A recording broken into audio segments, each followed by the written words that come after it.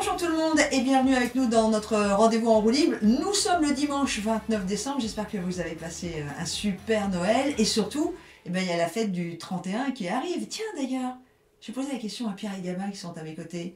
Bonjour Pierre. Bonjour Laurent, je regarde Lenny, tu sais pourquoi? Ouais. Parce que Lenny il est pas content parce que je bois mon café. On est dimanche matin Lenny.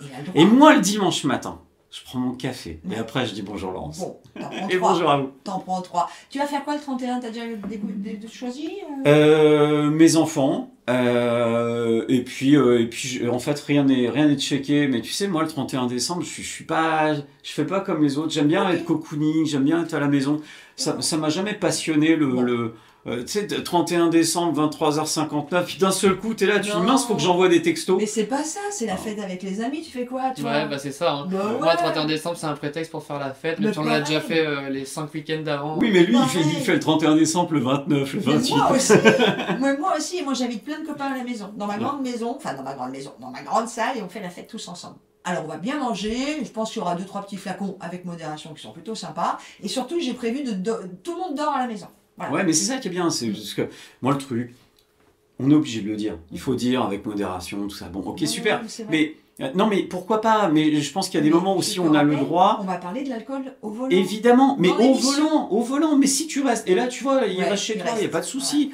Voilà, fou. Alors il y a un truc qu'on fait régulièrement maintenant, parce que tous les ans on change de maison, ceux qui ont fait, il y a une petite panière à l'entrée, et on met toutes Les clés de nos bagnole. clés de bagnole dedans, et on s'organise pour que tout le monde dorme à chaque fois sur place. Donc bon, on n'est pas non plus très nombreux, hein, on C'est est bien. 12, on n'est pas 27 non plus. Ouais. Bon allez, C'est bien les jeunes. ouais, t'as vu? Ah, t'es fier de nous? Ouais, c'est cool.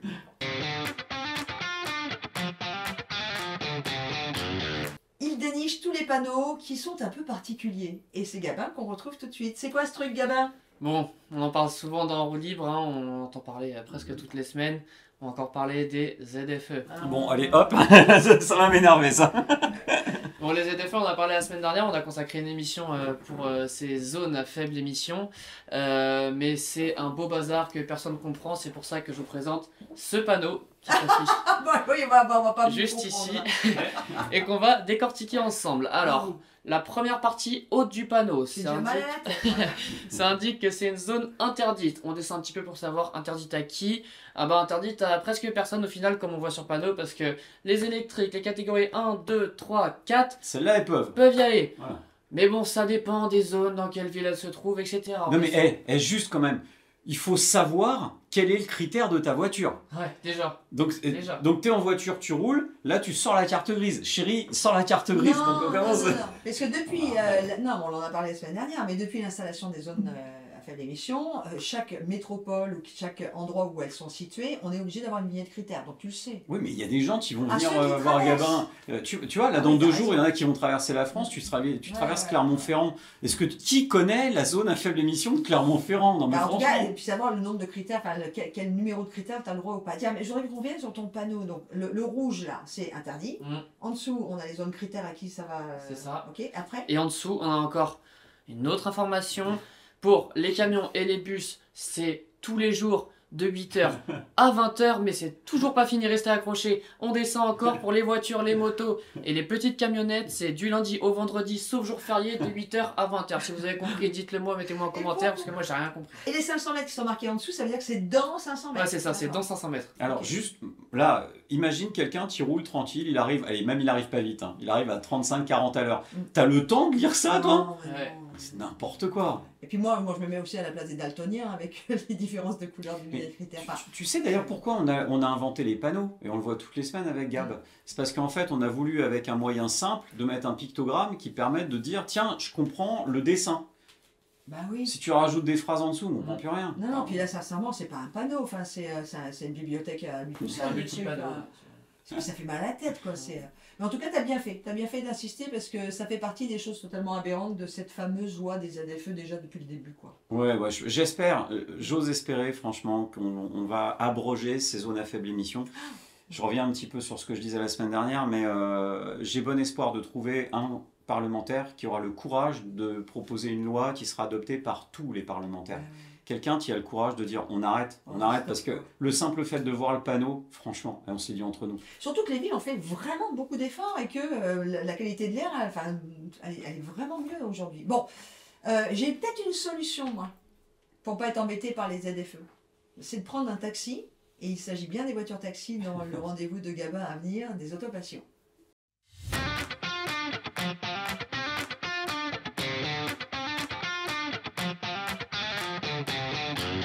Et dans notre rendez-vous autopassion, Gabin, lui, va nous parler d'un taxi célèbre. Et ouais, des cascades folles, Samina Seri, Marseille, Oh, des films taxi, La Renault 5. non.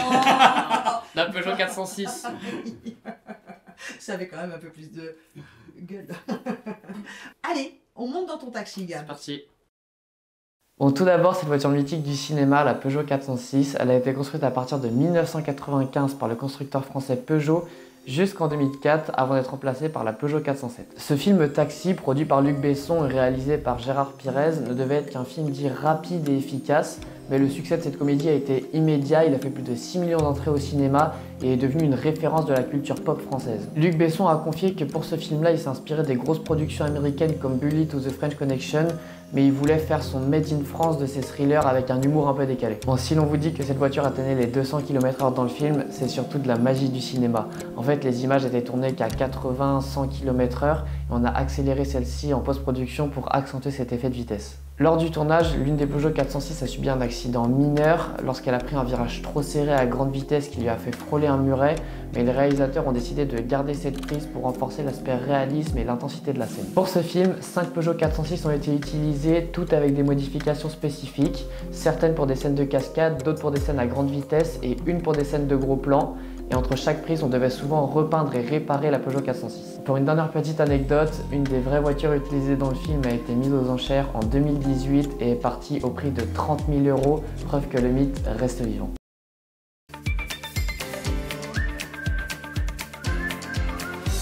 Et dans notre rendez-vous en roue libre, évidemment avec 40 millions d'automobilistes, vous imaginez bien que Pierre Chasseret, DG de cette association, ne va pas rester sans rien dire quand il y a des choses qui le gonflent. Oui, Et aujourd'hui, le chaussidou. pardon, Le chaussidou. C'est quoi? Madame, tu sais pas ce que c'est qu'un chaussidou? mais non, Alors le chaucidou. moi ça me ferait penser à un fromage, mais je... Non, il y a toi, aucun plutôt le rapport. fromage. Moi, ça me fait penser à chaussettes. Chaussette, ouais. Avec quel rapport avec en roue libre? Saucisson.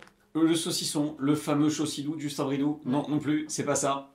Tu l'as pas? Pas du tout. Alors si je te dis qu'en ville, on a parfois une route où on peut se croiser à deux voitures. Ouais. Jusque-là, on est bien. Hein. Ok. Si je te dis que dans certaines villes, on a mis aussi une piste cyclable. Oui. Tout va bien. Maintenant, si je te dis que dans certaines villes, on a enlevé le marquage au sol dans le milieu de la route pour créer deux voies cyclables de chaque côté de la route qui laissent la place pour une seule voiture, mais que si tu te croises, tu dois rouler dans les pistes cyclables. Ça s'appelle le chaucidou. Regardez à l'écran. Merci Gabin de m'afficher cette image magnifique. Voilà moi ce qui me gonfle. Parce qu'en fait, on part du principe que le marquage au sol à travers ça, eh bien vous pouvez rouler dessus dans le cas où vous croisez à deux voitures. Objectif de ce type de mesure, il est simple, faire réduire la vitesse des véhicules en créant un sentiment d'insécurité. Ouais, sauf que l'insécurité, elle y est. On n'a pas créé qu'un sentiment. Comment on peut être suffisamment stupide pour imaginer un système de route de ce type-là? Le chaucidou, c'est tout ce que je déteste. Moi, il commence à se développer, notamment sur la partie ouest de la France, où vous avez ce type de dispositif qui pousse un peu comme des champignons au pays des ronds-points, c'est-à-dire en Loire-Atlantique. Lorsque vous avez ce type de dispositif, je vous garantis que vous ne vous sentez pas très à l'aise. Ni pour l'automobiliste, ni pour les cyclistes. Oui, le cycliste, en fait, il faut arrêter de penser que les cyclistes veulent toujours une voie séparée. En fait, lorsqu'il y a une ligne droite, c'est pas là que le cycliste est en danger. Le cycliste, quand je suis cycliste, là où on est en danger, c'est à l'intersection. Arrêtez de nous peindre des bandes pendant la nuit, arrêtez de faire n'importe quoi sur les routes, parce que ces systèmes, on le voit bien aujourd'hui, on est trois ici. Personne ne savait ce que c'est. Alors à quoi ça sert, messieurs, dames, politiques, élus locaux, de faire comme les autres pour faire bien? Quand c'est une connerie, il faut le dire. Donc assurez-vous plutôt de l'entretien de la route, ça Ouais, aidera c'est et les clair. automobilistes et les cyclistes. Ouais. Parce que quand tu roules sur une route et que tu crèves tous les 500 mètres parce qu'on n'est pas capable d'avoir une route entretenue, ça me pose un problème. Et l'entretien des trottoirs pour les piétons, parce qu'il y a eu combien d'accidents de personnes dans des trous de trottoirs, etc. également pour les piétons. Enfin voilà. Et puis honnêtement, un nom aussi ridicule. Chaussidou. Le Chaussidou. Mais qui a pondu ça? Bah, à mon avis, il doit y avoir un énarque, tiens, pas loin, ou un expert. Tu sais comment on fait pour faire une connerie? T'appelles un expert, voilà, d'être entier. Moi, quand on me sous-titre sur un plateau télé, Alors, quand on me attends. dit expert, je dis oh là là, non, surtout pas. D'où ça pourrait venir? Est-ce que ça pourrait être un mélange de chaussée et de mobilité Eh douce? ben non, même pas Chaussidou, ça s'écrit avec un C. C-H-A-U-C, Chaussidou. Non, on ne sait pas, on sait pas. Bon, Voilà, si on sait pas. vous avez la réponse, vous nous envoyez un petit commentaire sur Chaussidou avec un C. Oui, Et puis d'où ça va. DOU? Oui, DOU, ouais. Pourquoi pas? Je crois ils ont mélangé les lettres au Scrabble, ils ont jeté. Et il y a un type dans un cabinet ministériel qui a dit j'ai Chaussidou en je sais pas combien de lettres, et voilà, on a gardé l'idée. Je pense que super. c'est une belle connerie et Ouais. que ce genre de dispositif, il faut les oublier. Revenons à un code de la route simple, Mais oui. avec une route Le entretenue, même ça pour fonctionne. tout le monde, en Le même plus. pour tous. Voilà, s'il y a un sens interdit, il est interdit pour tout le monde. Enfin, il y a un truc, il y a un moment où c'est pareil, ça me dépasse. Merci beaucoup, j'ai appris un mot, Chaussidou. Alors, au Scrabble, le C, c'est 3 points, le H, c'est 4. Par contre, le réveillon du 31 décembre, posez la question. Ah oui. Dites à vos amis, oh, Ah ouais. tiens, qu'est-ce que tu penses du Chaussidou? Tu vois, la table, ils vont te regarder, ils vont dire, de quoi tu me parles? Enfin, c'est Nous, quoi ton on truc? était plutôt sur saucisson, fromage. Bah ouais, bah non. C'est la Ok. route. C'est Le vrai. Chaussidou, c'est juste une connerie sur la route. Ceci étant dit, tu viens de nous donner une bonne idée pour faire des jeux avec les copains. C'est quoi? C'est quoi ça? C'est quoi ce truc? Ouais, c'est quoi ce truc? Ah, ben c'est ta chronique ça. Bon ben merci beaucoup Pierre. Allez tout de suite, c'est le vrai du faux et on va parler de l'alcool Au volant. au volant.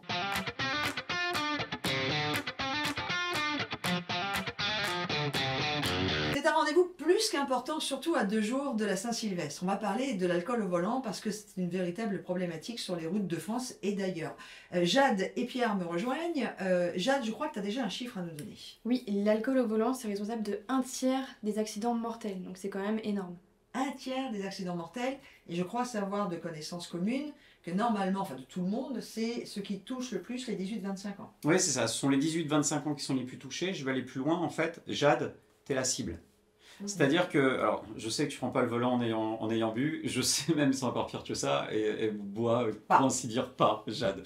Beaucoup de Diabolo Grenadine, si vous voulez lui offrir un verre, c'est Diabolo Grenadine, je vous donne l'astuce, mais pas plus que ça.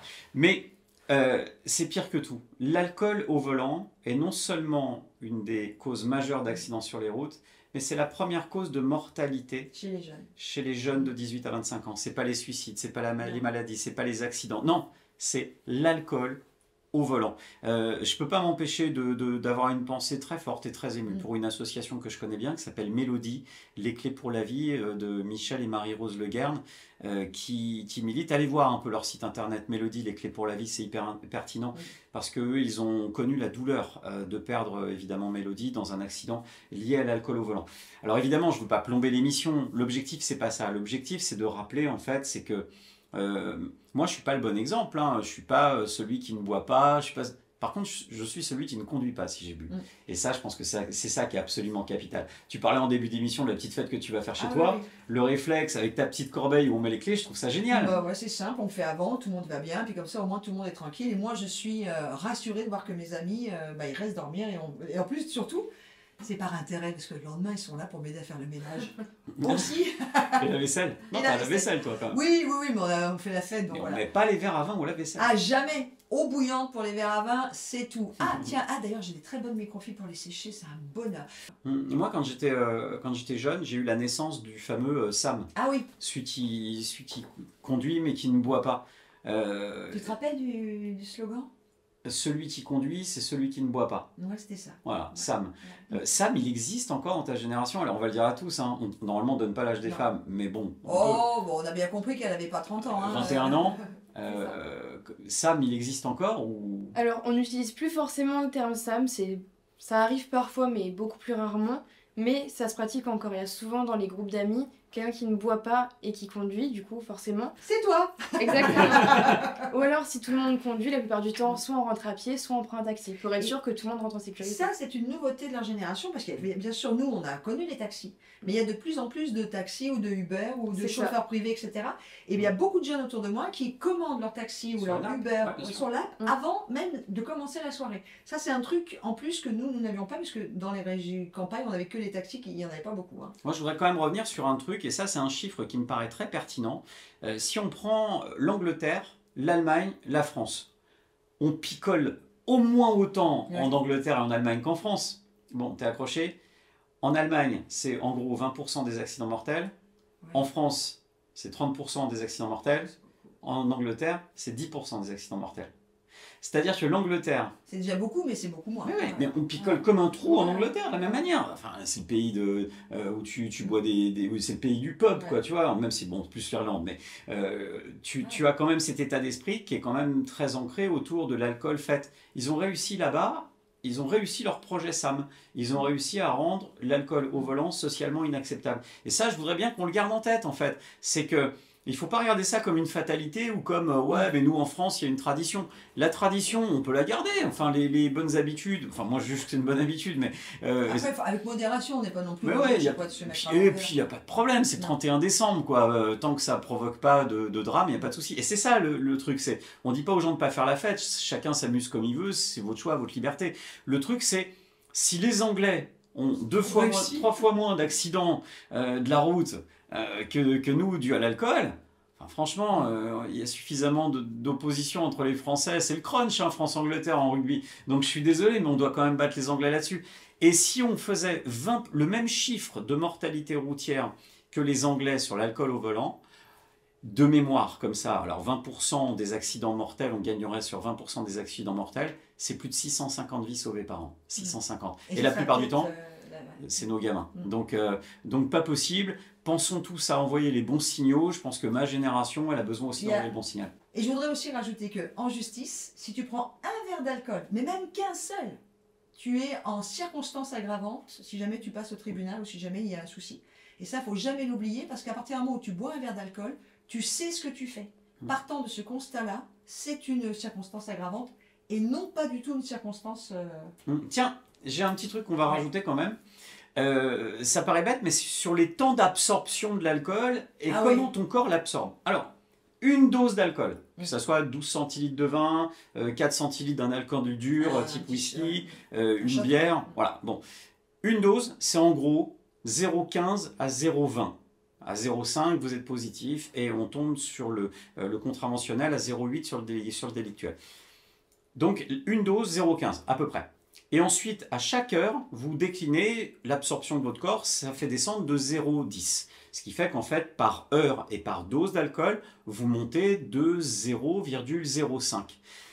Si on garde ça en tête, si vous dites « j'ai bu un verre », il correspond à 1h30 d'absorption par mon corps pour redescendre au taux zéro, ça veut dire que sur 4h30, si vous avez bu 3 verres, vous êtes à taux zéro. Voilà, c'est un moyen mnémotechnique, mais c'est super bien à entendre parce que ça permet de savoir que on n'est pas obligé de tous refuser. Si vous prenez 2 verres et que vous avez passé 3 heures chez votre ami, vous êtes à 0. Donc ça, c'est très bien. 2 verres de petits, hein, on ne prend pas non plus des grandes doses. Hein. Oui, voilà, c'est-à-dire le whisky, c'est pas dans une shop, quoi. Non, on est d'accord. Voilà, c'est des doses. Les doses, c'est 12 centilitres de vin égale une dose d'alcool, 4 centilitres d'alcool dur égale une dose. Voilà, et ça, en gros, vous l'absorbez en 1h30. Donc une dose d'alcool, 1h30, si on comprend ça. Voilà, vous restez tranquille, le temps qu'il faut, et puis de toute façon, avec modération. Pour la consommation d'alcool et faites attention pour ce 31.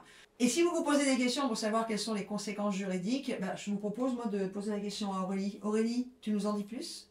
Bonjour Laurence. Dans le code de la route français, le seuil contraventionnel d'alcoolémie est fixé à 0,2 g d'alcool par litre de sang pour les conducteurs en permis probatoire et 0,5 mg pour les autres. Le fait de conduire un véhicule sous l'empire d'un état alcoolique mesuré entre 0,2 ou 0,5 et 0,8 g d'alcool par litre de sang est puni d'une contravention de la 4e classe, soit 135 € d'amende, et d'un retrait de 6 points sur le permis de conduire. Pour un jeune conducteur possédant son permis de conduire depuis moins d'1 an, ça représente l'annulation pure et simple de son permis de conduire. Au-delà de 0,8 g d'alcool par litre de sang, l'infraction est considérée comme un délit. Il est sanctionné par un retrait de 6 points sur le permis de conduire, par une amende pouvant aller jusqu'à 4 500 € et par une peine pouvant aller jusqu'à 2 ans de prison. Le procureur de la République peut aussi prononcer l'immobilisation et la mise en fourrière du véhicule et un juge peut exiger la réalisation d'un stage de sensibilisation à la sécurité routière ou prononcer l'annulation du permis de conduire. Merci beaucoup Aurélie, on est au courant de tout. Donc on vous rappelle, passez un super 31, quoi que vous fassiez. Mais ne prenez pas le volant si vous avez décidé de passer des jolis moments avec vos amis et découvrir quelques flacons ou autres. Hein. Et bonne année! Ah non, c'est pas tout de Ah suite. non, mince. pardon. Ah, mais t'as pas le droit. Non, on se retrouve dimanche prochain après pour vous souhaiter la bonne année. Et dans notre rendez-vous du Saviez-vous avec Gabin et Jade, le jeune homme qui est à mes côtés, il n'avait rien d'autre à faire que de compter le nombre de ronds-points en France. Pardon. Je les ai tous comptés un par un. Non, je rigole. Non, j'ai eu Non. une statistique. Je vais faire une petite devinette. Comme à D'accord. chaque Le Saviez-vous, il y a toujours une petite devinette. C'est pour vous les filles, combien de ronds-points en France? Pas, on est le pays du rond-point. Ouais, là, je pense qu'il y en a énormément. Oh, alors attends, sérieux, hein, on essaye? Moi je dirais 50 000. 50 000? T'es pas très loin, mais c'est un peu moins quand même. Ah, je suis pas 40 000. très loin. 40 000, c'est un peu Ouais, plus. T'as vu? Ah Un bah, truc. bah 48, Non, 45, moins, 46, moins, 44. 42. 42. C'est 42 986 exactement. Eh, j'étais pas loin. C'est énorme. Bon, Laurence le disait tout à l'heure, on est le pays du rond-point et c'est vrai qu'on est le premier pays avec le plus de ronds-points et loin devant parce que les deuxièmes c'est les Royaume-Uni, on est à 65% de plus que les Royaumes-Unis. Et deuxième petite devinette, pour vous, où se trouve le plus grand rond-point de France? Ah bah c'est l'Arc de Triomphe à Paris. Ah non, il y en a un autre plus grand. À Paris ou pas? Non, dans le sud. Dans le sud. Le plus grand rond-point. À Marseille? Non, pas ce sud-là. Non plus. Allez, Montpellier? Non, c'était Toulouse. Ah. Le plus grand rond-point qui s'appelle le Grand Rond de Toulouse, tout simplement. Il a un diamètre de 200 mètres. Et ouais, et c'est le plus grand rond-point de France. À Toulouse, ami toulousain. Ah ouais, il s'appelle Le Grand Rond de Toulouse. Ah c'est génial. Bah je savais pas tout ça. Moi. Ouais, moi non plus, on pourra mettre une petite image peut-être. Ouais. Je mettrai une petite image. Ouais, mettez une petite image. Moi, ce que j'aime beaucoup en France aussi sur certains ronds-points, pas tous, c'est sur les artistes où dans certaines villes, par exemple, tu arrives l'été, tu vas sur les stations, il y a une barque, ou alors en Normandie, il y a des vaches sur les ronds-points. J'aime bien les. Vers chez moi, il y a un rond-point avec une énorme chaise qui doit faire au moins 7-8 mètres de haut. Et c'est impressionnant. Et tu sais pourquoi il y a une chaise? Non, du tout, c'est un artiste de la région qui a fait ça sur un D'accord. rond-point. Ouais. Moi, j'aime bien. Ouais, je trouve ça assez rigolo. T'as un rond-point, toi, qui t'a marqué? Bah, juste un rond-point, mais qui me fait un petit peu peur. Vas-y. Quand j'étais petite, on allait toujours faire les courses au Leclerc et au rond-point devant le Leclerc, il y avait un arbre qui était un peu bizarre, il faisait un petit peu peur. Et il est toujours là. C'était un arbre T'avais d'Halloween. peur d'un arbre? Bah, tu sais, ça dépend parce que quand t'es jeune et que tu sais, avec les ombres, tu peux avoir quand c'est normal. Ouais, c'est ça, il faisait un petit peu ambiance Ouais, Halloween ouais. quoi. Eh ben merci beaucoup Gabin. Allez tout de suite, on va parler d'assurance avec Olivier Moustakakis entre autres. Bonjour Olivier. Bonjour Jeanne. Je me posais une question, je voulais savoir que couvre exactement une assurance auto vol et incendie. Alors, la garantie vol, c'est la garantie classique en assurance, hein, quand on veut couvrir le vol de son véhicule. Ça va concerner le véhicule, ce qu'on appelle brut. C'est-à-dire que tous les éléments contenus à l'intérieur du véhicule ne seront pas couverts par la garantie vol. Hein. C'est vraiment le vol du véhicule. Si tu veux couvrir, par exemple, si tu as un téléphone mobile qui est à l'intérieur de ton véhicule, ou des éléments multimédia ou autres, là, il faut prendre une option. Alors, suivant les contrats, ça s'appelle accessoire ou élément personnel, donc ça va dépendre un peu des contrats d'assurance, et c'est une option. Autrement, c'est que le vol du véhicule qui va être couvert. Et incendie, ça va être l'incendie soit criminel, soit dans le cas d'un accident qui va être remboursé. Donc en cas de vol à l'intérieur du véhicule, on n'est pas du tout indemnisé si on n'a pas l'assurance en plus. Alors tu as tout à fait raison, hein, la garantie vol, ça concerne le véhicule. Et si ensuite il y a des objets à l'intérieur du véhicule qui sont dérobés, si tu n'as pas souscrit, c'est une option qui est proposée dans les contrats, l'option accessoire ou effet personnel, tu ne seras pas indemnisé. Et puis il faut voir aussi ensuite quel est le montant des garanties qui sont proposées dans cette option, parce qu'elles sont souvent limitées en termes de montant. Et est-ce qu'en cas d'incendie, c'est la même chose, les affaires qui sont à l'intérieur du véhicule ne sont pas assurées non plus? En cas d'incendie, c'est l'incendie du véhicule qui est couvert, tout à fait. Ok, donc tout ce qui est à Véhicule l'intérieur... brut, ouais. Alors tout va dépendre en fonction des options que tu as souscrites dans ton contrat. Ok. Et ça coûte combien environ? Est-ce qu'il y a une moyenne de tarifs pour justement assurer les objets qui sont à l'intérieur? Alors ça va dépendre de la nature des objets et surtout du montant que tu veux garantir. Parce que les indemnisations, les montants d'indemnisation sont souvent plafonnés, donc ça peut rajouter quelques dizaines d'euros suivant le type d'option que tu souscris. Ok, ça marche. Bah, merci beaucoup pour ces précisions et on se retrouve la semaine prochaine pour un nouveau bonus assuré. Merci beaucoup Olivier Moustakakis. Et tu te rappelles de l'année où c'est passé? En 2015, avec la loi Hamon. Ah bon, c'était très bien. Donc voilà, on en profite. Bah, maintenant, si on n'est plus content de son assurance, et puis il ne faut pas hésiter à faire jouer des comparatifs comme le site d'Olivier assureland.com pour trouver les meilleurs tarifs. Exactement. Bon, ben voilà, vous avez plein de bonnes choses. Toute l'équipe de En Roue Libre vous souhaite un très très beau réveillon de la Saint-Sylvestre. Soyez prudents sur les routes en amont et en aval. Ne buvez pas trop. Si vous buvez un peu, même si c'est pas trop avec modération, restez sur place. Salut Gabin. Salut. Tu restes sur place le 31? Ouais, je resterai là où je suis parce que je pense qu'on va bien faire la fête. Bon. Et vous aussi? Et toi? Pareil. Bon. Et toi aussi. Ouais. Ah bah moi j'ai à la maison, donc Oui, je ça reste va. sur place. Et pensez à la petite panière où ils mettent leurs clés et tout le monde reste faire dodo et à la maison. Comme ça, ils vous aident à faire le ménage le lendemain, c'est trop bien. On vous embrasse tous. À dimanche prochain.